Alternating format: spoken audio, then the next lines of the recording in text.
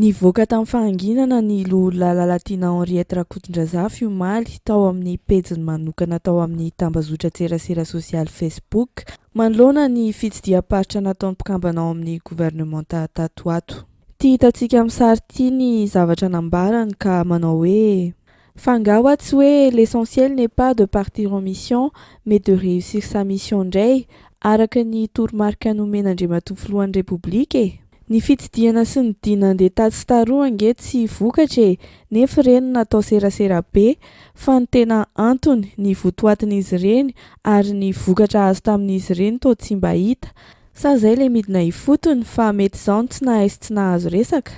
Ny olona noho ny lola Lalatiana Henriette Rakotondrazafy dia avy eo ny filoha izay tohanany ihany maivoka amin'ireo mpiara-miasa amin'ny tao misy sady tsy hirany tsy hanao tsenjery. Ya, arak'izay ny antoko malagasy miaramiainga moa araka ny efa fantatritsika ny lazaina tao ihany koa i Rajoelina dia resy lahatra fa izany fitsinjaram-pahefana izany tokoa no ahafahana mitondra fampandrosoana ho an'ny firenena satria raha jerevantsika ao anatina velaran-tany fotsiny dia tena midadasika tokoa i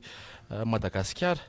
ka tsy ho vita na fahefana mpanantanteraka eo anivon'ny fohy be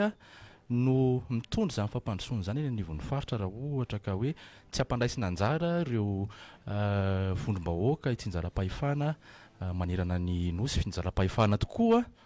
tsy hoe mipetraka ny birao dia mipetraka ny rantsana tsy izay no atao hoe fitsinjaram-pahefana fa ao anatin'ny fitsinjaram-pahefana dia misy ny fanomezana andraikitra misy ny fahafahan'ireo olona eny fotony manapa-kevitra ao anatin'ny fahitany ny tokony ho hitondrana ny lalam-pampandrosoana eny anivon'ireny faritra misy azy ireny ka aminay fitsinjaram-pahefana zany dia izay aloha izay fanapahakevitra izay voalohany faharoa manarakaraka an'izay tsy feno io raha toa ka avangongonao ety amin'ny fitondrana fohy be avokoa ireo vola izay tokony hoety manana amin'izany fitsinjaram-pahefana izany satria na manana amin'ny fanapahakevitra tokoa ka tsara ireo olona eny fotony ka tsy misy ny hoenty manana amin'izany dia tsy misy dikany ihany zany zavatra rehetra izany ka etontsika izany no milaza hoe taky ny ahoana izany fitsinjaram-pahefana tena feno izany satria ankehitriny any hoe raha eny anivon'ireny commune ireny nietra mahakasika ny tany sy ny trano aza dia navangongo ihany koa any amin'ny fahefana fohy be kanefa ireny no entin'ireo commune ireo ampandroso ny eny amin'ny toerana misy azy ny dikan'izay zany dia ankehitriny tsy misy le finiavana izay hoe hitondra ho akany amin'izany fitsinjaram-pahefana tena izy izany satria dia miankina amin'ny fitondrana fohy be daholo ny zavatra rehetra tsy misy ny fanapahakevitra afaka raisiny ireo mpitantana eny fotony fa dia mipetraka ho sariny fotsiny ireo olona ireo ary mpampita sainga mba raha ohatra ka ho atao amin'ny teny tsotra izy mpampita hafatra fotsiny ary tsy gagitsika fa androany any mitetika asa rehetra izay mandeha dia lazaina fa projet présidentiel daholo ahoana moa no ahafahana mitondra fampandrosoana aingana ao anatin'izany hoe ny fanapahakevitra rehetra dia miainga avy aty amin'ny fitondrana fohy be ny dikan'izay tsy izay fitsinjaram-pahefana izay tsy ny fanaovana filan-kevitry ny minisitra etseroa ny tetifaritra zay tsy izay no atao fitsinjaram-pahefana fa tena le fanomezana an'izay le hoe fahefana ahafahan'ireo olona eny fotony mandray ny fanapahakevitra ary indrindraindrindra mandray antanana tanteraka ny atao hoe asa fampandrosoana eny anivon'ny faritra izay misy azy izay tokoa olo dia tena zava-dehibe ary izay no tena angatahana ary zay no dradradradraina etseroa ary mino fa tsy misy afaka amin'ny teniny izay mifanoitra amin'izany hoe ny fanomezana izany fahefana izany miainga eny fotony ihany no ahafahantsika manatsara no ahafahantsika mampivoatra ary ahafahana ihany koa mandrindra ny ataontsika hoe ny asa fampivoarana satria araka ny voalazanao teo dia ny commune aloha no tokony hojerena reny ataontsika hoe CTD ireny no tokony homena fahefana ny zavatra misy eny dia hoe raha ohatra ka ametraka tetikasa na anana ataontsika hoe tsy ametraka afa-tsy barazy anankiray fotsiny ohatra ny commune zany amin'izao fotoana izao dia mbola tsy afaka mandray fanapahakevitra amin'izay izy amin'izay fanatsarana izay fa tsy maintsy mbola miandry ny ataontsika hoe akoro avy aty amin'ny fanjakana fohibea zay vao afaka miroso am'zany ary zany sakana lehibe mahatonga ny reny ataontsika hoe fampitehan'ny fototrafitrasa eny anivon'ny commune reny ny anareo manokana ataoko hoe amin'ny areo manokana moa zany ny fanontaniana apetraka hoe ny tena mahazava-dehibe an'izay fanomezana fahefana ny eny fotony zay inona ny mety sakana tsy afahantsika miroso am'zany ary inona ihany koa no mety ho tombony amin'ny fametrahana tanteraka an'izay ataontsika hoe fanomezana fahefana fanomezana ataontsika hoe ny fahafahan'ny commune mivoatra izay raha mifahitanao azy amin'ny akapobeany aminay gaeton androany ange tsika raha mijery de manana ny maro anisa zao fitondram-panjakana zao am'ireny mpitantana eno anivon'ny faritra reny mahagaga zany maninona tsy omena azy reny ny fahefana anao an'le zavatra sa misy tsy fampitokisana ao anatiny tsy atokisana le olona zay napetraka hitantana ao anatin'ny reny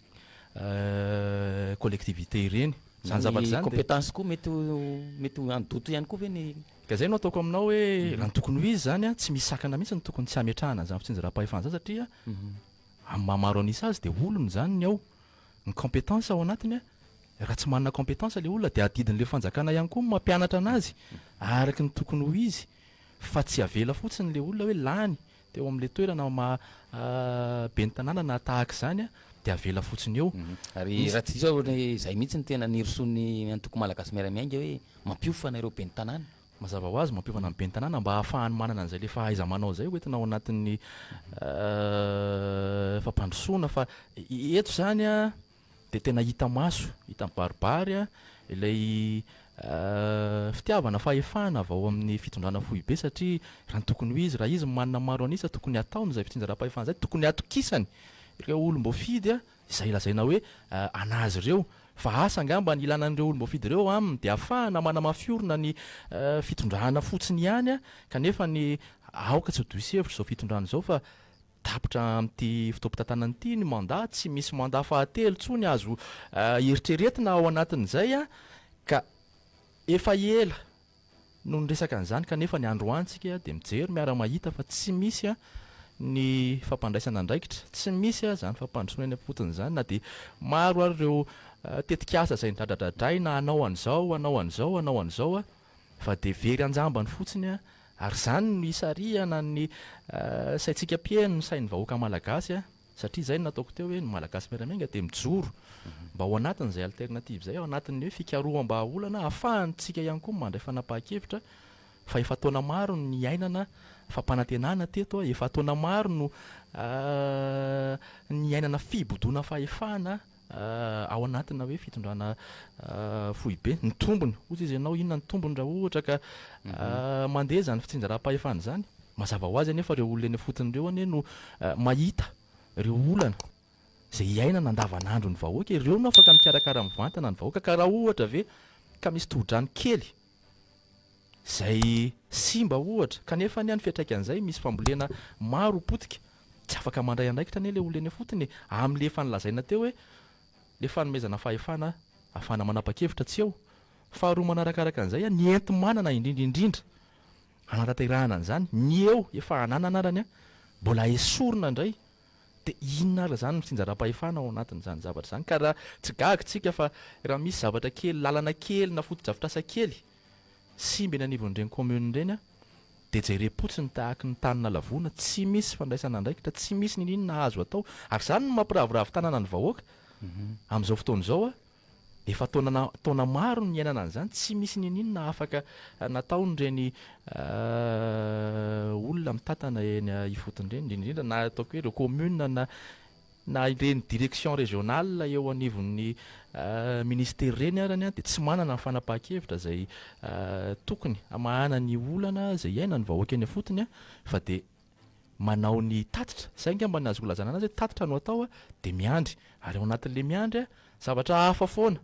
fampanantenana hafa foana ary mazana le tatitra ihany koa misy tatitra diso raha tsy diso miainga am'le zavatra am'izay ataontsika hoe miandry ny aty amin'ny foibe zay a ny aty amin'ny foibe ihany koa mametraka ny fomba fijeriny a any ka matahotra ilay tompona andraikitra eny fotony zavatra misy maty zany izany hoe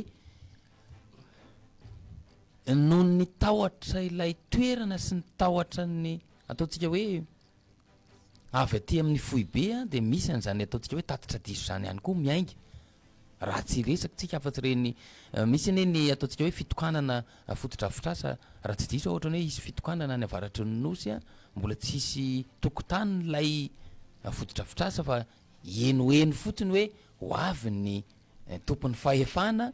andalo amin'ilay toerana ka mety hitsidika na hitokana an'io toerana io a ezanao fitaina aingana ho anatin'ilay fotoana na hatramin'ilay nandrenesana izany zavatra zany ve vokatra ilay ataontsika hoe ny fifehezan'ny fanjakana foibe an'ilay fahefana ka mahatonga an'ireo tompona andraikitra reo a miditra am'izay resaka tatitra diso izay sa noho ilay fatahorana araky ny teneniko teo raha my fomba fijerinao azy amin'ny ankapobeny a avy eo ihany koa raha izay no zavatra misy de lasa ohatrany hoe tsangan'olona sisa ireto a ataontsika hoe vondrom-bahoaka itsinjara-pahefany reto ka zay nge le lazaiko tamin'ny voalohany teo hoe tsy mipetraka ny fifampitokisana ao anatin'ilay izy tsy olana na tsy misy fifampitokisana koa arany nge de anjara andraikitry ny fanjakana ny manao ny fanaraha-maso hoe fa ny fifampitokisana efa tsy misy a ny fanjakana tsy manao ny andraikiny ao anatin'izay fanaraha-maso zay a ny zavatra rehetra mba mety ho tsaratsara ihany koa de tsy maintsy atao amin'ny anaran'ny filoam-pirenena daholy a manahirana le izy tsy gagitsika raha ohatra ka zany ny zavatra mitranga satria atao tahaky ny fitantanana zaza tantanana ka tsy andray fanapaha-kevitra na oviana na oviana izy a raha ohatra ka zay ny mbola fomba fitantanana zay nataoko teo hoe diso angamba ny fitondram-panjakana am'izao satria raha ny fahitana anazy de ohatra ny tahaky nyreny mbola hanao fampelezakevitra reny ihany ny zavatra resahana ao anatin'le izy tsy misy ny firosoana ao anatin'ny tena hoe vaindondra raha ahafahana maman'ny olana ary le olana mialalina isan'andro satria iainantsika andavanandro zany farany teo ane mampalahelo mijery an'ireo fianakaviana zay tratrin'ny aitrano hoe tratrin'ny aitrano a ary de tena miraviravy tanana inona ny mba lazain'ny tompona andraikitra ny enao ndray a no asainy mba hoe manangona ho ny rano amin'ny barika ahafahana mamonjy raha ohatra ka tratran'ny resaka olonany rano zany inona moa zany inona ny fitsinjovana vahoaka ao anatin'izany zavatra zany tsisy nininona mandeha tsisy fiainana mandeha eto e fa de miaritra le olona ary olona miaritra io a de tena tsisy tao anatin'ny enimpolo taona zay ngamba no afaka mihezako anazy ka zay indrindra io zany ny fantanina mipetsaka de hoe amin'ny ankapobeny a ny Andry ary de hiaritra ohatra zany ihany ve ny malagasy a samba misy ny fanantenana amin'ny ataontsika hoe firosoana amin'ny tsaratsara kokoa raha ny faneho-kevitra teo a de tena tafiditra ao anatin'ny ataontsika hoe fanatsarana sy fampivoarana ny fanomezana zany ataontsika hoe fahefana ny eny fotony izany fanomezana ny fahefana eny fotony zany a izay ataontsika hoe takin'ny azakazaka takin'ny ataontsika hoe fampivoarana sy ny fampandrosoana ilaina eto amin'ny firenena ka raha mitodika kely amin'izay ataontsika hoe tsy fisian'ny rano a sy tsy fisian'ny herinaratra izay politika indray no resahantsika eto manahoana ny fomba fijerinao azy amin'izany ataontsika hoe politika ny mpitondra fanjakana izay eo lay fifikirana an'lay ataontsika hoe fahefana fa eo ihany koa lay ataontsika hoe tsy fisian'ny politika mazava hanolotra vahaolana ho an'ny sosialy a sy ho an'ny toekaren'ny malagasy manahoana ny fomba fijerinao an'izay lafin-javatra zay misy famatorany amin'ilay ataontsika hoe fitsinjaram-pahefana ihany ve izay fametrahana politika mazava ho an'ny fitantanana ny firenena izay mazava ho azy gaetan olana tokoa zany resaka hoe jiro a ny rano a zay iainana teto zany ary tsara angamba mpatsiahivina fa raha nanao ny fampelezakevitra tamin'ny nidirana tamin'ny mandat voalohany zao fitondrany zao de ny fototra tanteraka tao anatin'io olana na jiro sy rano io a zany fampelezakevitra zany ary nieritreritra ny vahoaka malagasy zay tahaka zany koa hoe mba hitondra ny vahaolana zany ao anatin'le izy fa finiavana tsy misy ny finiavana hitondra an'izay vaolana zay. Misy ataoko hoe eritreritra manidina ihany fotsiny a de iny no lazaina amin'ny olona de alefa ao anatina makety a fa ny akoatr'izay a tsy mipetraka, tsy misy politika mazava zany a hitantanana an'ireo hiatrehana an'ireo olany iainan'ny vahoaka andavanandro ireo. Ary raha resaka jirama zany tsika de souveraineté zany anatin'ny tena hoe zavatra tena ilaina andavanandro. Napetraka ny fampivoarana mihitsy. Napetraka zany hoe fond souverain zany tamin'ny taona 2014